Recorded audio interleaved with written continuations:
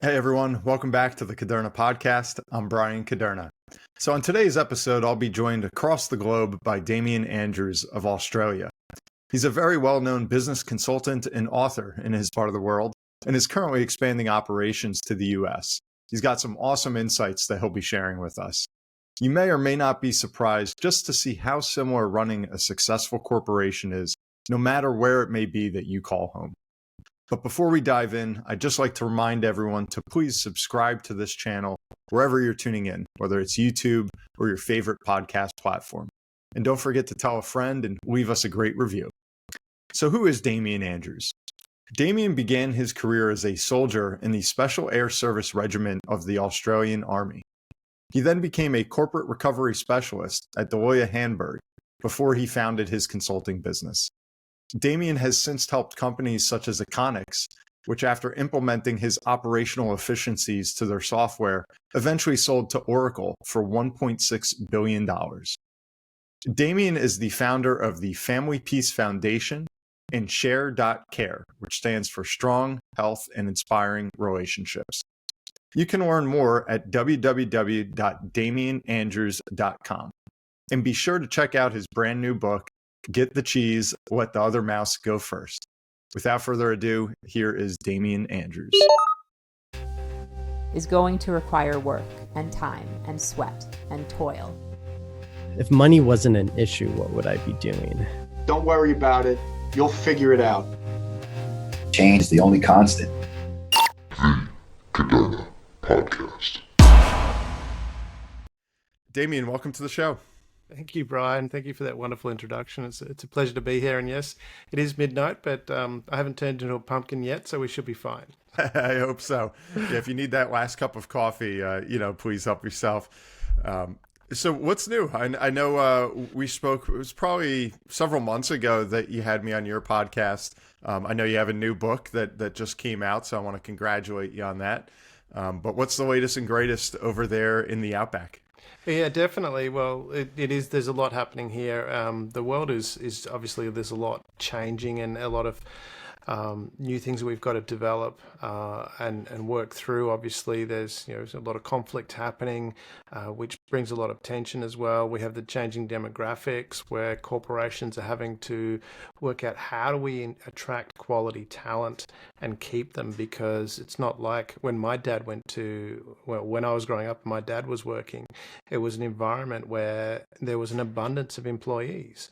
And it made it really easy to find people. But today, it's a completely different environment. We don't have those same quantity of people in the workforce, and organizations have to really change how they approach finding employees, retaining employees, and it can work. You can actually find employees that actually stay with you long term, and it's just one of those how you approach it. And I spend a lot of time working with organizations, setting up how we actually engage people, having the right systems in place, getting alignment between an organization's goals and values and its mission and the impact it wants to make, the broader impact, not just the widget that it's selling or the service that it's offering, but what is the broader impact? And when you connect that with the employees, what is correct for them, and have that right hiring mentality and have the right process in place, you find people that actually want to be there because they feel they're contributing to something bigger than just their job,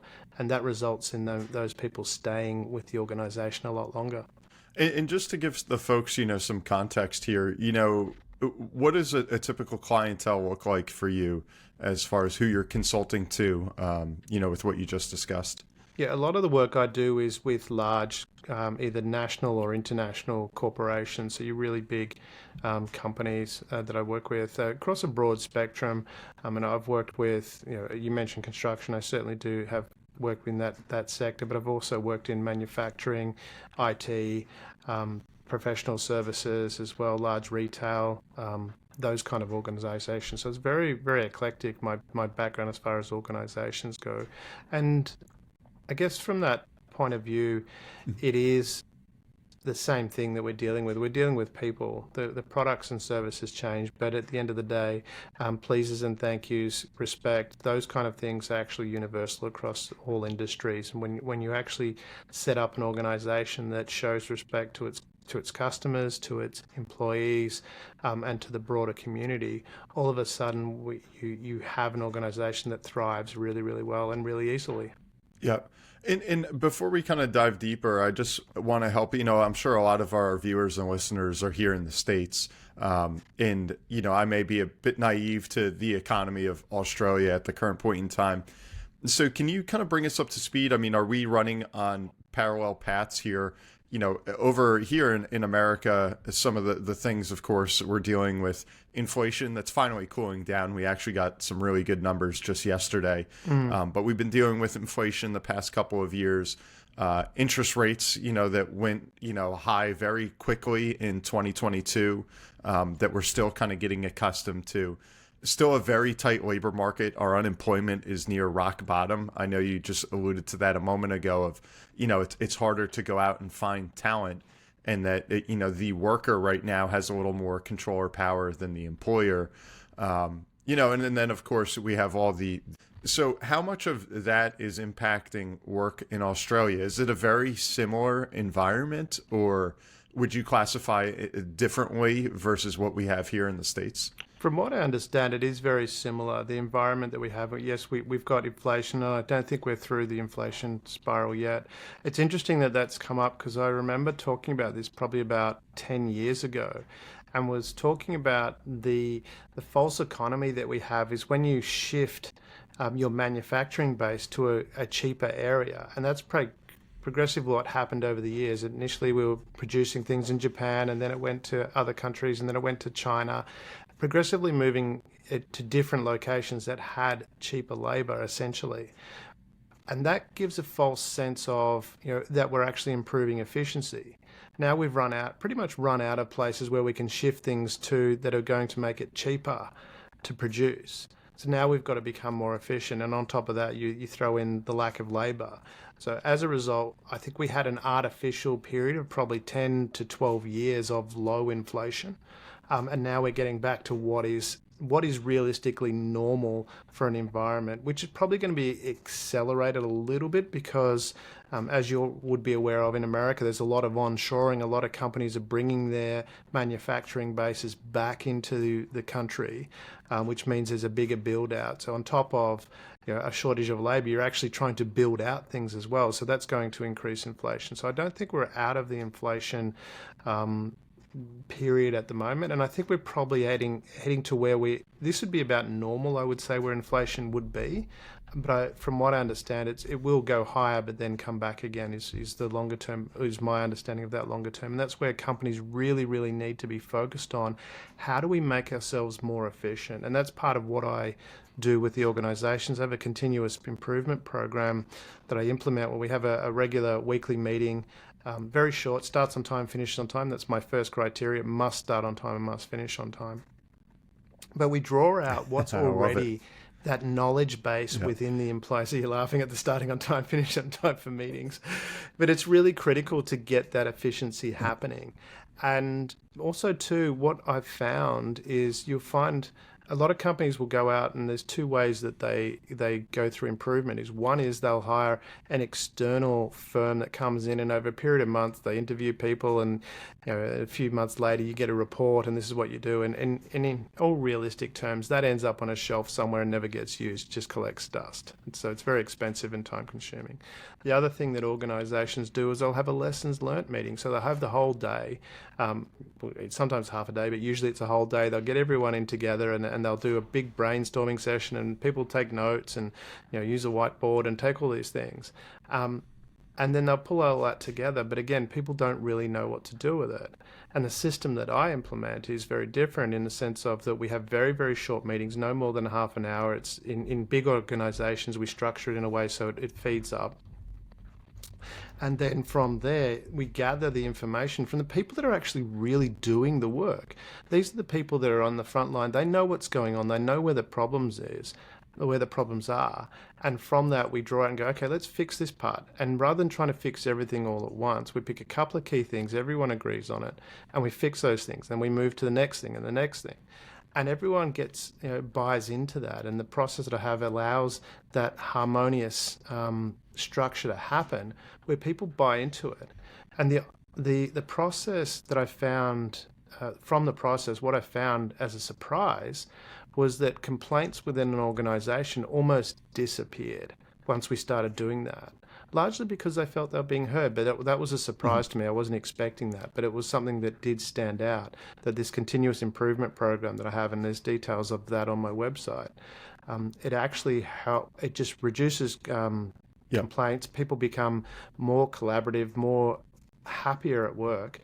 And which is what we really need in this environment. When there is a shortage of employees, you want people to be happy in the organization.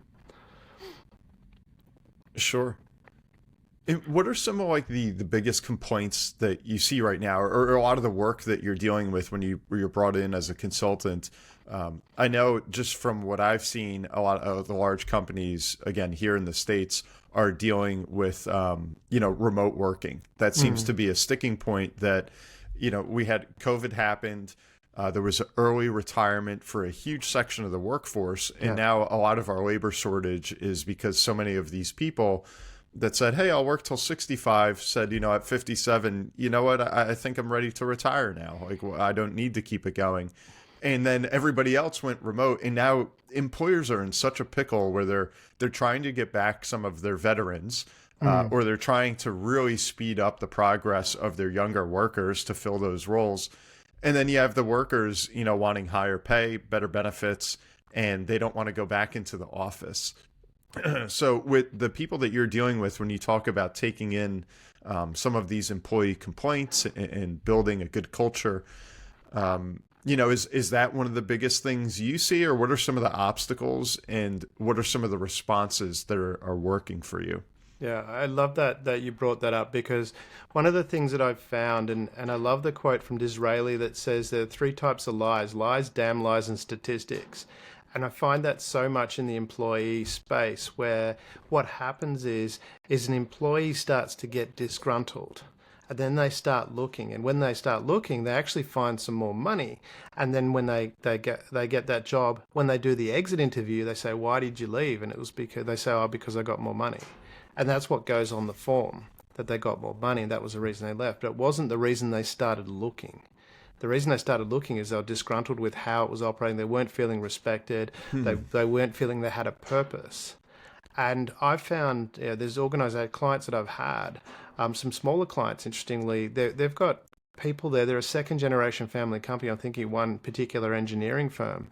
They're a second-generation company. So the father started, the sons took over.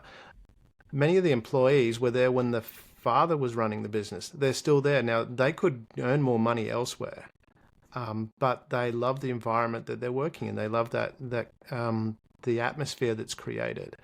And there's a lot to be said for that. So creating this environment where people feel heard, and that's part of that continuous improvement program I was talking about, was giving them an opportunity to feel heard. When they've got a gripe, here's a way of putting that forward, but also putting it forward in a way that shows, hey, we can't deal with everybody's problem all at once.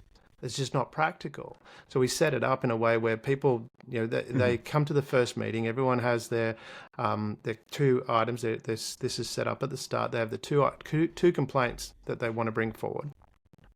And then we prioritize it together. We go, okay, here's the list. There's 20 here. If we've got 10 people in a meeting, there's 20 items. Here's the order that's in priority. Can we actually fix all these at once? And I've never had anyone say yes, because it's just not practical. And then I'll say, what if we focus on the top two? Can we focus on that and then move down? And what I've found from that, people go, they buy and they feel, even though they understand where their problem fits within the whole number of issues that the company is facing, they also feel that they're contributing to solve the problem, but also too, a lot of the times, some of the problems that aren't as high a priority, people are actually go out and fix themselves.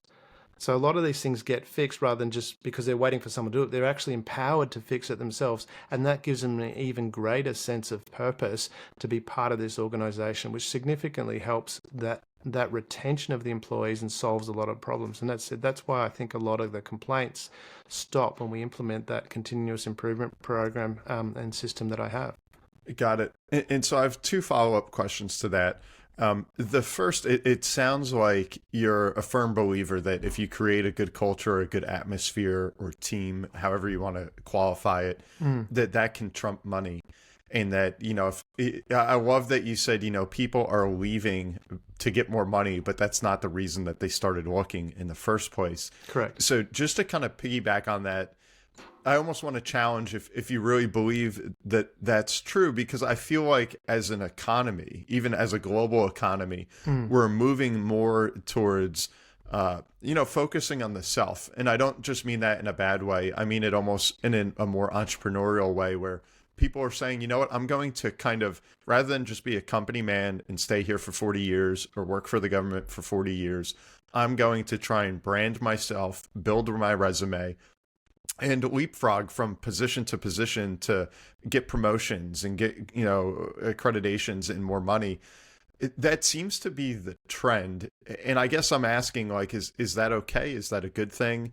Or is it better to have someone that's a lifer with the company? Because that's the vibe I get, is that people are out there saying, I need to move in order to make more money. And I have the pick of the litter right now. So why not? And it almost seems like, this may be anecdotal, but that people lean more towards, yes, they're leaving for more money, but sometimes they're also starting with that. Certainly, there'll be people that would do that, and I would have fallen into that category when I was an employee. It was definitely all about the money for me. But that's not, and this is the thing that we get, is we can have a big broad brushstroke and go, okay, this is applies to everything, but it doesn't. There's always outliers. There's whatever bell curve you have, there's always ends of the bell curve which don't fit within that. And there's certainly people out there that definitely are looking for more money. And also too, it's when you're looking at within an organization, if you're looking at how to keep employees, you have to maintain what's going on in an inflationary environment. Wages are going up, so you have to match that. You can't just not do that. And it's a balance. If someone's there's a lot of risk in moving, and we have as a people an inherent unconscious drive to stay within the herd, to stay safe. We are driven by that, and we are actually there's that. If you do jump out, it might not be as good. The grass may not be as greener on the other side, and there's a lot of risk there.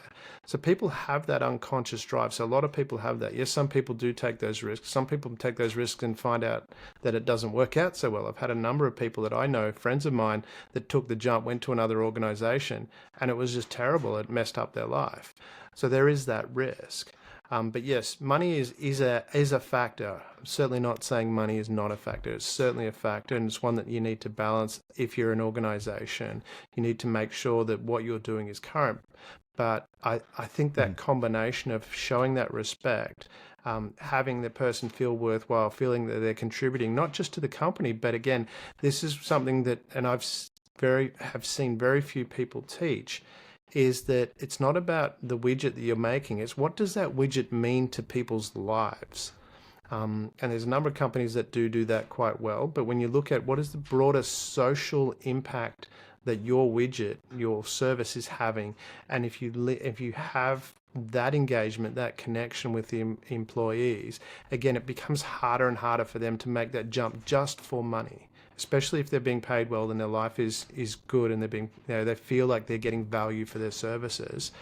It's almost, if they feel like they're getting value, they're getting paid value for the service they're providing, it's pretty much impossible for them to want to move because they feel comfortable. And that's the environment that you want to create, that they feel valued and they're getting their remuneration is value for the service that they're offering. And when you create that environment, they will stay. Got it. And what's your take on, you have the employee that says, oh, maybe the grass is greener and I'm going to take that jump. I'm going to go to a competitor or a different field. And then it's not. And they find out, I didn't have it so bad where I came from. It seems like right now that former employer because of the labor shortage is like, oh, we'll welcome you back anytime with open arms. The door's always open here. What's your stance on that? Do you feel like an employer should take that approach, or should they be firm and say, I don't want to say spiteful, but almost, if we weren't good enough and you wanted to leave our team, then leave, and the ship is moving on without you? And I think it sounds harsh, but I think there's some value in that, saying, we just want people who kind of bleed the company color. And if you want to leave, then go ahead. But now we're moving on. We're not waiting around for you. Yeah, I hear that question, and I'm laughing at the question because I've been in both sides of that question. I've actually left an organization and things didn't work out. Then it was a mutual thing where I came back and actually got more money by coming back. It was an unusual situation. It just seemed to work out. Okay. And I've been on the other side of that too, where I've had people that have left to go somewhere else. And then 2 or 3 years later, they've come back and looked to come back and create, because it wasn't working out as well as it. Well, they initially didn't lead with that, but through the conversation, I found out that it didn't work out as well, and that was part of the reason they were coming back or wanted to come back. So that can be. It's a bit of both. I think it becomes unique to the situation. It's how does that work? Because I think, if the person was a genuinely good employee, genuinely good person, and they felt they needed to move, and that was my circumstance when I left the company that I left with. It was a business firm, and I left to do some other things. I had some other things that I just wanted to do differently. I actually went from an accounting to a role into film and television for a bit, so it was just something I wanted to try different. And then, it came back to getting, and then when I wanted to come back into the industry, I approached them and came back in. So it depends on how that is, how that works. And if it's a genuine thing, I don't think it's too big a deal. We all need to go, and, there's many stories depending. I grew up, I'm Polish, Ukrainian background, and very much Catholic upbringing. So I went to church a lot with my mum and grandparents. And there's the story of the prodigal son who goes off and then comes back. So you go, where does that fit within that story for people that have those kind of beliefs? So it depends on the situation, but being spiteful about it's probably not a good thing to do, because it's going to hurt you in other ways. If you're feeling that way, then it's probably going to be affecting you in other ways in your business. So it's probably not a good thing to have. Fair enough. And so, to that point, do you believe in non-competes? Because I hear, you invest so much in an employee, you recruited them, you trained them. Now, to protect the company and essentially their property, if you will, their intellectual property, there needs to be something to assure them that now they have a talented worker for at least a period of time, where the opposition would say, hey, in a capitalist environment, you, the employer, you've got to bring it to the table, whether that's money, culture, etc., or else that individual is free to take their next step. And so what's your take? I mean, do you believe in non-competes? I think there's an element to that. Certainly there's intellectual property that you do need to protect, and I completely understand that and the reasons for that. And we need that. That's what creates the innovation that we have. Why would you invest so much money if you weren't actually, if someone could just go and copy it and take all the work that you did to develop it? So there's a certain element of that. The other element that I would add to that is too much focus on the non-compete side of things, and the way you framed that can be really stifling for the innovation component. And that's where, if you're constantly innovating, if someone just say you have an employee, you train them in your systems, and then they go somewhere else and they try and implement those systems. Well, if you're stagnating, well, then that's going to be of value. But if your process is to constantly innovate, and that's why the continuous improvement program that I have is about continual innovation. So if someone copies something you've done, by the time they implement it, because it's going to take, in a large organization, it's going to take 6 months at a minimum to implement anyway. By the time they implement it, you're already moved ahead. Mm-hmm. so that it becomes redundant that they're copying. It's kind of like taking, last year's computer chip and putting it in your computer and taking that as an advantage. And I mean, if you look at, through history, and just in part of the book you mentioned that I talk about the Apollo program, and I go through that as one of the analogies in one of the chapters in the book. You look at that, the space race between the Soviets and the Americans, and for most of that space race, the Soviets were winning. And then if you take it over time, because of how they operated, because they were actually stealing a lot of things rather than innovating themselves, they didn't create an environment that encouraged innovation, and now we fully see what that looks like, where they pretty much can't do anything themselves. Then that really hurts you, and that's where I think we obviously need to protect our intellectual property, but at the same token too, that shouldn't come at the price of focusing on innovation and moving forward. Because when we draw from, I like to draw from nature a lot, and if you're not evolving, you're dying, and that's where that focus needs to be. Let's evolve. So if someone, as an employee, goes somewhere else, that's fine, because in 6 months, whatever they've taken with them is going to be obsolete anyway, if you're doing things correctly. Sure. No, that's well said. And so I like that, we've kind of danced around this concept you have of the continuous improvement program, which I think is just a great concept. I think it's what companies are either consciously or subconsciously trying to do that, hopefully, at least the good ones.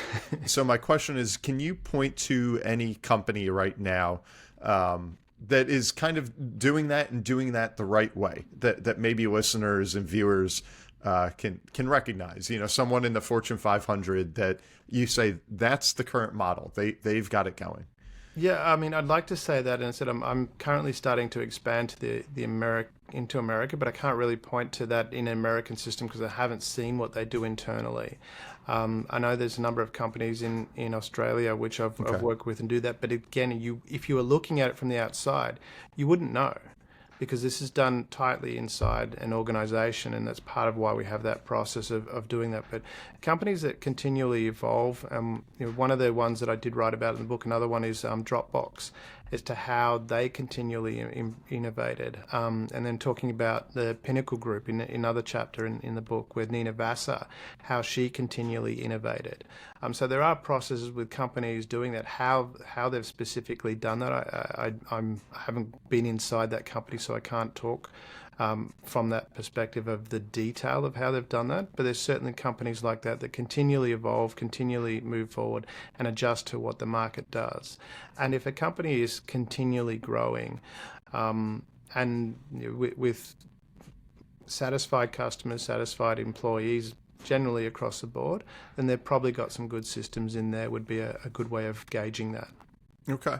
And so the book, maybe that's a good kind of launch point or segue, I should say, for the book, again, titled Get the Cheese, Let the Other Mouse Go First. Yeah. I just love that title. Can you give us kind of a cliff notes of what's this book about? Someone picks it up on the shelf, says, I love the title. I'm going to judge the book by its cover. I'm going to buy it. What can they expect? What would they hope to take away from that book? What I wanted to do with the book was take things that are demotivational and give it a give it a flip. So the get the cheese, let the other mouse go first came from the quote, the early bird may get the worm, but the second mouse gets the cheese.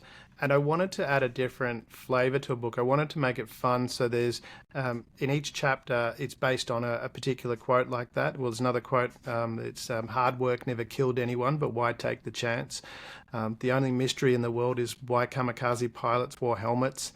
And so taking quotes like that and then making a shift, and the early bird may get the worm, but the second mouse gets the cheese.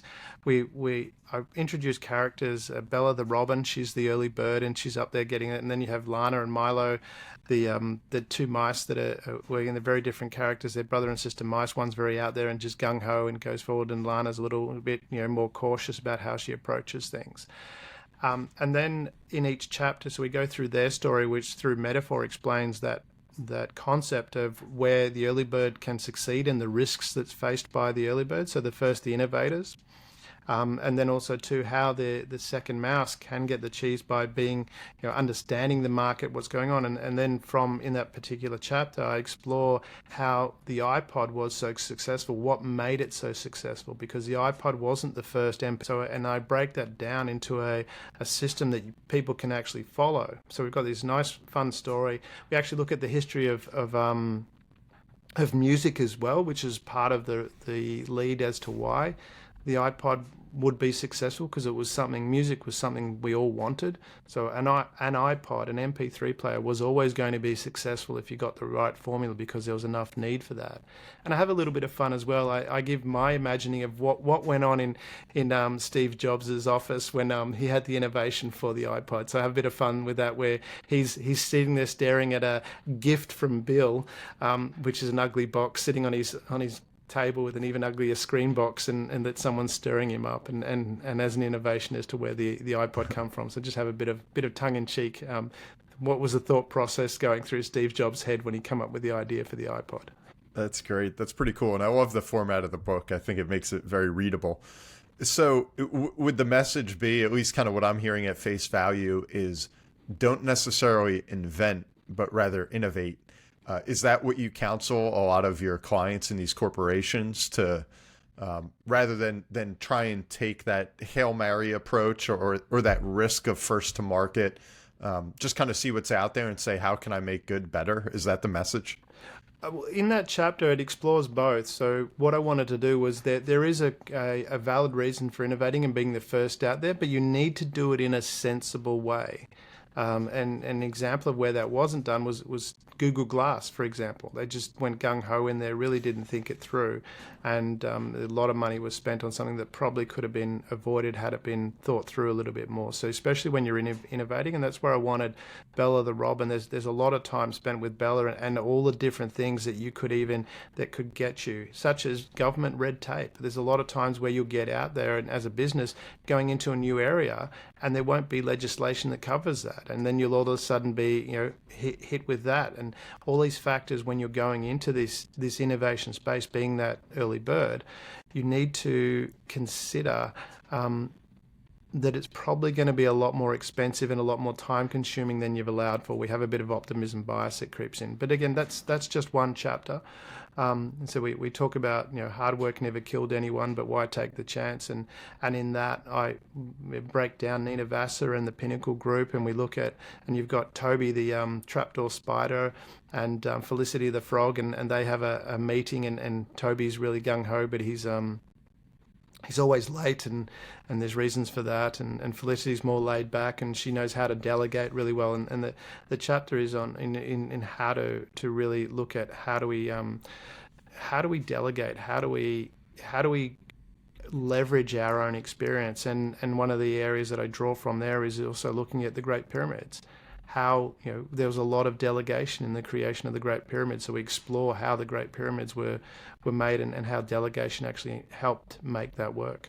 That's cool. Yeah, I love the historical references, are always helpful too. So to pivot just a bit from your book to one of your sayings or concepts, which people can find right on your website, which is again damianandrews.com. You talk a lot about what you call the unbalanced wheel. And in that, you essentially have these four components. You have revenue, profit, operations, and culture. So I know it's almost counterintuitive for me to ask, which of those is most important, because then that might lead to an imbalance. But when you sit down with a company, I mean, they sound at face value kind of generic, simple. Of course, we want to increase revenue. We want to lower expenses so that their profits increases. We need to have efficient operations, and then culture is certainly a buzzword to make a happy environment. Does one lead the way? Yeah, that's the interesting point. That's a great question. Does one lead the way? And I would have to say no. I think they need to work in harmony. And that's part of the operation working. And there used to be a strong push for sales. That was the one thing that was the big focus, sales. And now there was a very clear shift that organizations are now really focusing on culture. But they all feed into each other, and that's why it's a wheel, and that needs to be in balance. And so we need to have everything working together. And that's where a lot of companies actually struggle, because they operate in silos for those different departments. The culture department will be different from the sales, and they really won't speak to each other, and it becomes really, really inefficient in how it operates. However, with some simple little shifts, and that's where that continuous improvement model that I use, we actually have a variant of that we use for the departments to speak to each other, so that they understand what each other is doing and how that impacts each other. And we think that through, and that comes back to what we were talking about with Get the Cheese, is that you have a clear understanding of what you're doing before you just gung-ho and go do something. Because a lot of times sales might do something, or the HR department might do something, but it doesn't sync up with the rest of the organization. And through a hard lesson, they fix it and eventually get there. But you don't have to go through that hard lesson if you actually have the structure up front to actually think through this a little bit clearly at the start and play it out properly. And that's micro learnings, social learnings, and gamification. So we break down the programs in that space because when we look at how people operate, we operate out of habits. So, and this is where I mentioned before about they'll come in and get an external company in to do this big report, come in with all these changes, but none of that will happen. They'll get gung-ho for a week or so, and then people will go back to their old behaviors. If you're trying to change a mass amount of habits immediately, it's not going to work. And that's where the micro learnings are really important, because what we're doing is we're having little shifts, little regular shifts that people adopt, and it becomes part of how they operate. And then by making that a social learning, it becomes not the shift that someone's doing individually, but because of how it's structured, they're actually learning from each other. So even while they're talking over a coffee, they're actually inspiring each other to learn. And obviously the gamification, we all know the story of Mario and getting those gold coins. You get excited I played video games as a kid. You get excited when you get those little gold coins. When you set that up in a social environment where people are getting those gold coins by their interaction and they're getting these micro learnings, all of a sudden that change happens really quickly. But at a level, when we're talking about the wheel, it's all happening together because it's integrated together, and those problems are then avoided. And I wanted to ask, do you have in this continuous improvement program, do you have any technology that you're leveraging right now that's a part of that? Or is it more the classic, we'll have weekly or quarterly meetings where we'll bring everybody together, have kind of a think tank of what should we do? Or are you doing anything where it's like a Dropbox of, anyone can share random ideas through some forum, or communicate through an instant messaging from HR to sales to, accounting? It seems like that would fit nicely. Do you have any sort of technology that you could share with us? We do, but it's at the high end as far as cost goes. A lot of the times I will use what an organization has. And so if they're using a particular platform or CRM or whatever it is, we'll take that in. And I've had some companies where they're just using a basic spreadsheet for some of their work as well, and we'll use that because that's what they're used to. So it's not going in and changing the whole system. But I also too have at the back end where we have actually a friend of mine in Texas. He's the IT designer behind that. So we actually have a platform that we can integrate for an organization. It's a complete platform, and we have that set up where it's a whole LMS. There's a whole module of communication within that. And from that, it's custom built. So it's in the more, it's like a Rolls Royce. It's very custom built, and so it's not cheap in that sense. But it works really well from the sense of it's very seamless for that. Again, micro learning, social learnings, and gamification. So someone can go into the back end and they go, actually, I've got a presentation to do next week, and they can pull out the module that deals with how to be a little bit more confident in their presentation, that kind of thing. Or they might have, they've got a sales call coming up, so they can go to that module and pull out the little micro learnings, and then it gives a way of interacting with people in a social environment where they can actually practice those skills.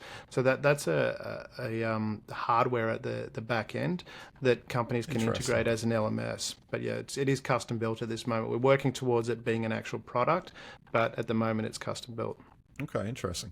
And so as we kind of wrap everything together here and near the end, I know you're busy. I know we're pushing 1:00 your time, but I wanted to ask you, Damian, so our listeners can know a little bit more about you. All right, then we're good. We'll keep it going. But a quote I read it recently, and I've been thinking about it and applying it more to my own kind of thinking, if you will, is simply, you are all you used to be. And so with that said, a lot that you're consulting on, the experience that you're bringing to the table, could you maybe share with us a success or failure, or maybe they go hand in hand, from early on, maybe when you were getting started at college age or young professional, something you wish you did differently, or a mistake that sent you on a different trajectory? And then maybe something more recently as a well-established professional, either a success or mistake or one of both. I think that would be very insightful for us if you wouldn't mind sharing. One of the things that I had very early on when I first wanted to work in the corporate environment, so I'd spend my time in the army, then I went and worked in the mines and come back, and actually was a ballroom dance teacher for a little bit as well. And then I went back to university or as a mature age student and studied commerce and accounting. Don't do any of those for excitement, but they're very useful. And I wanted to work in the corporate recovery field. And there's a company that I found that they looked everything that I wanted. They were perfect. They had this beautiful office. They just seemed to be everything that I wanted. And I prepared so much for that interview. I was ready for it. I went in and I owned it. I was the person. And I walked out of there, 10 foot tall, thinking I've got this. I've nailed this. Beautiful. Looking forward to that. 2 days later, I got a phone call. It wasn't the phone call I was expecting. I didn't get the job. And I was really distraught by that because I just was so certain I was going to get it. And so I had a few drinks, shall we say, and I felt sorry for myself. And as my dad says, don't try and drown your problems because the suckers float. So, I dusted myself off and went back out there and I applied for some other positions, similar positions at different firms. It turned out that I got this job working for another firm where the two partners were actually it was a firm called Ferriers, which was a big accounting firm, one of the big accounting firms, and they were very, very well regarded, had very, very good reputation. And what turned out was the company that I didn't get the job with were dodgy brothers. They had a very poor reputation in the market. Even though they had this flashy appearance on the outside, corporate recovery is a small industry, and they had a really bad reputation. So had I got that job, I would have been labeled with that reputation as well. And from that, I really took on board, just when things don't go your way. Blessing in disguise. Yeah, just don't get too upset about it and ask, why does that happen, or beat yourself up saying there's a reason there. You may never know what it is, but keep looking forward. And that was a big lesson for me. So no matter what happened, when things, some other, crappy things happen in my life, it never became about, there's a reason for that. I may never know what it is, but keep looking forward. So that was a big one for me on a personal level, to always be looking forward. And I remember Eddie Murphy talking about that on Seinfeld's show when he was on there. He goes, always look forward. And I'm going, yeah, I so connect with that. Just look forward no matter what happens. So that was a really big one for me early on in my career. I think I was in my mid-20s then, mid to late 20s. And it became a big thing for me to always look forward. No, thank you for sharing that. I think that's very helpful. And then kind of fast forwarding, so I think that gave us a bit of a micro viewpoint into, your own experience. Maybe to conclude here, from the macro level, you look at all that's going on in the world. You could flip in on the news any night and you're seeing what's going on in Israel and Gaza, what's still going on with Ukraine. Our president is going to see President Xi Jinping of China this week. There's just so much going on there. And you have all the conversations surrounding AI and that's the future. You talked at the very beginning about onshoring, about countries trying to bring back some of the manufacturing and some of their own control. So you have these monster macroeconomic issues going on. what do you think is maybe at the forefront? If a listener is saying, what should I take advantage of? What should I study a little bit more? Whether it's tech or you name it, anything that you could see that's kind of dominating, your conversations today? Certainly, I think that ability to actually make things happen. AI you mentioned is a big one, and I think from what I see, over the next 5 to 7 years, we're going to see a massive shift in the white collar space, and there's always talk about that already when you add in the entertainment industry in the US, with extras now being able to be, they scan an extra and then they can use that person's image as an AI to do a whole bunch of things on film and television. When you're talking about things like the law, and I deal with a little bit of the law myself, and I've found, even from an AI perspective, as rudimentary as it is now, it's been extremely helpful to put something into a chatbot and ask a question, and it's given me ideas that lawyers haven't told me. And I've gone, I can see how that works. So I think in a white collar space, for the guy wearing the white collar shirt, there's a lot of things that are going to change. And where you need to be is really, I think this is where being authentic, or authentic, as I tend to joke about, is that you need to be yourself in this environment, whether you're an organization or whether you're an individual, because being yourself is unique, and that's what's going to stand out. If you're trying to copy someone else, well, firstly, if you're trying to copy someone else, you're behind already, because if they're innovating, you're going to always be behind them. And that's where organizations and people really need to be authentic. They really need to be clear about what it is they're doing, and not only that, what is the value that they're adding to the wider world, because people connect with that. We all, I think people genuinely care. Most people genuinely care. And yes, we've lost a bit of that with social media and people there is that. But I find what I've found, and I think what really stood out, was when you had the, in America, you had the Bud Light experience. And a number of those people that just, were jumping on the bandwagon of going woke, and people had enough. They said, no. And that's where I think it is. You need to be careful about what you read on the social media and what you read in the news, because I think a lot of that is a minority view, and the authentic people are busy going about their work. And that's where I really don't trust a lot of those surveys that are done and things like that, because it's a lot of people complaining, not so much the people that are just getting on there and doing the job. And that's where, moving forward, there is going to be massive changes. The demographics are just going to force that. We're heading into an environment that has never happened in history. I mean, China alone, its demographic, its not population is going to shrink like 500 million people over the next 30 to 35 years. We know that because the people aren't being born. That's incredible. Yep. Yeah, and so there is no economic model for that kind of collapse, demographic collapse. But it's not just China; it's around the world.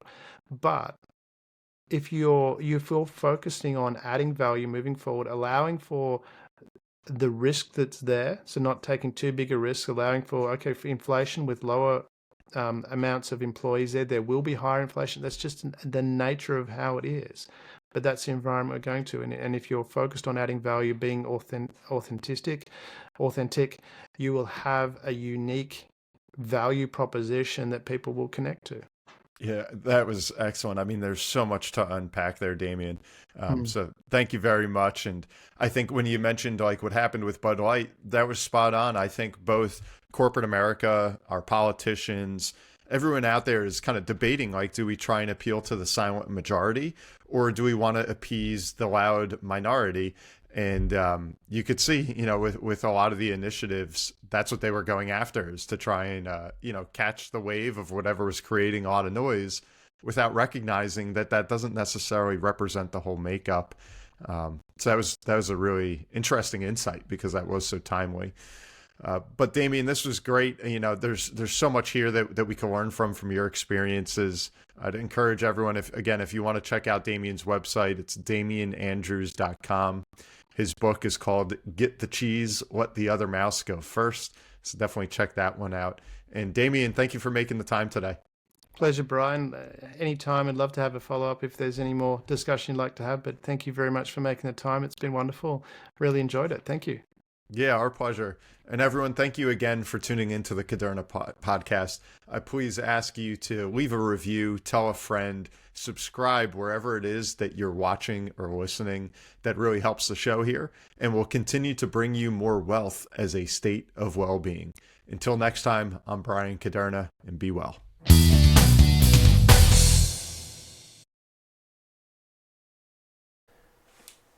This podcast is intended for the general public and for informational purposes only. The show does not provide any recommendations or investment advice regarding any specific account type, service, strategy, or product, or to otherwise act in any fiduciary or other capacity. Please contact a financial professional for guidance and information that is specific to your situation. Brian Caderna does not provide tax or legal advice. Please contact your accountant or legal advisor to discuss your situation.